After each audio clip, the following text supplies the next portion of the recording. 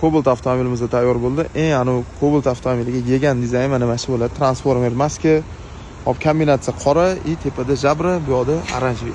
Maskamizda oq yongani buni RGB kontroller bo'ladi va telefondan boshqarsanglar bo'ladi mana. Telefon orqali mana bu o'zini rejimlari bor. Ko'p ko'rsatib o'tganmiz bu maskani. Xohlagan funksiyalarga qo'yib ishlatsanglar bo'ladi. Bitta rangga qo'yib qo'ysanglar ham bo'ladi. Bilet uстановка qilib berganmiz Azum X03 modeli. Hop tumankalariga Y7 uстановка qilib berganmiz. Tepalarda o'zlari Y7 edi. Biz uni tumanga tushirib berganmiz. Tepadagi X03 Y7 baribir olib qo'ya olmaydi. Prosta mana shu holatda shu shom paytlari shahar ichida yurganda tumankada prosta ko'chani yoritish, tepa video yurish uchun qo'yilgan bu narsa.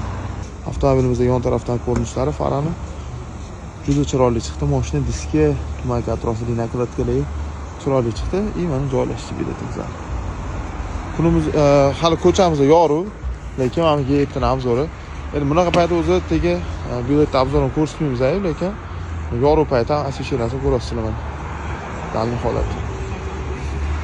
Hozir ro'za payti bo'lgani uchun iftorgacha ishlayapmiz.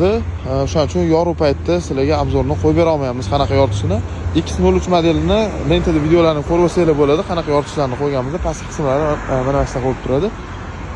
Ishimizga 1 yil garantiya, bilet modeliga 2 yil garantiya bilan xudo xolisa ishlarni bitkazib beramiz. Murojaat qilasizlar.